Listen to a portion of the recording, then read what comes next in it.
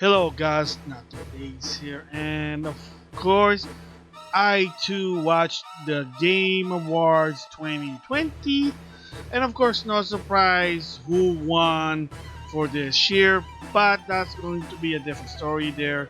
For this one is a follow-up on my previous video about Nintendo gonna reveal who's the next Smash fighter for Ultimate, and well, for this one, I'm actually was surprised. Yes, I was surprised to who is. So, of course, if you follow the Game Awards or you saw the reveal, it's Sephiroth from Final Fantasy VII. So that one is a surprise to me, and the reason because of it is Square-Enix. So in the past, if you've been following the company to some extent, let's just say they're very, very protective when it comes to their IP. I mean, in the case with Cloud, that's why a lot of people said, how is that even possible? There are even people even said that Square Enix will never ever let their IP be in other games as a guest character, and because there's the story behind it with Cloud, like literally with Cloud, because I did give my thoughts about that a long time ago with Super Smash Bros. For the Wii U. So here's the gist of it, what happened.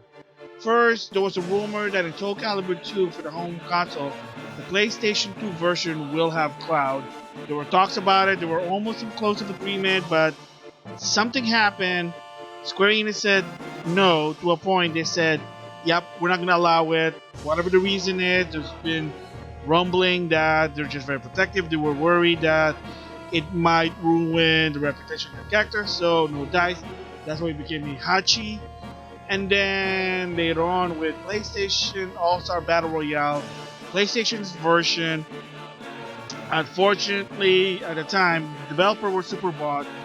They tried to convince Square Enix to put Cloud in that game with the help with Sony. Of course, Sony helped Square Enix publish Final Fantasy VII for the PlayStation 1 or the original one in 1997. But apparently they just felt like, well, we don't trust Superbot. We can't put our character in, made it look bad, the reputation of that, so they just said nope, not gonna happen, and the deal just didn't go through. I mean, heck, it was even the same thing with Crash and Spyro. They wanted them in the game, but then Activision said, who's Superbot? We don't know. So, of course, when it comes to Sakurai and Nintendo, that's a different story because remember, Final Fantasy did start in the NES Famicom and in Super Nintendo. The only reason they went to Sony at one point because, well, Sony helped them with Part 7, but also the Medium when they asked Nintendo about it. But again, that's a different story there. And now Cloud's in Super Smash Bros. Ultimate, and of course now Sephiroth, and that's the reason why people were shocked because most people, including myself, thought, yeah, they're not gonna have Sephiroth here. No chance.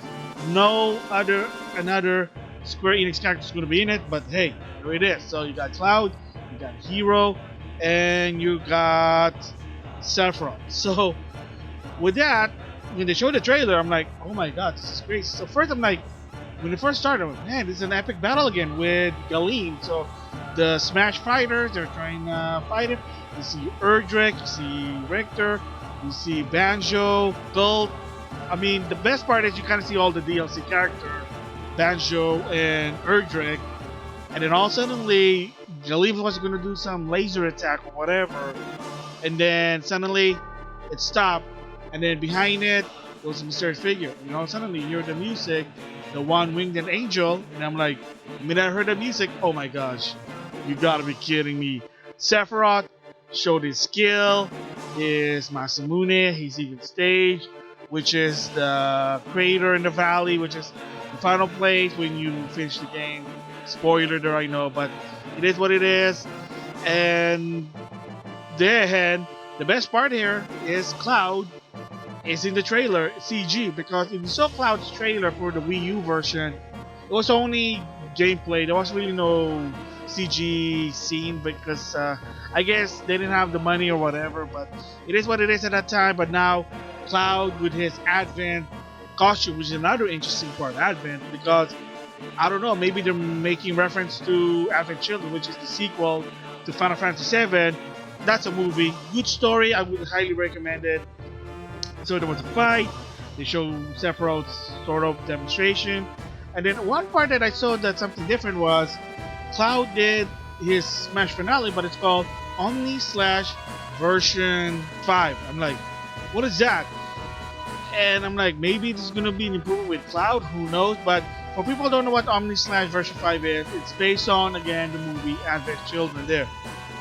And of course, in the end, they show some sort of like, I'm gonna assume, Smash finale for Sephiroth when his ultimate form fused with Genova, if I remember. That was a long time ago, but there you go.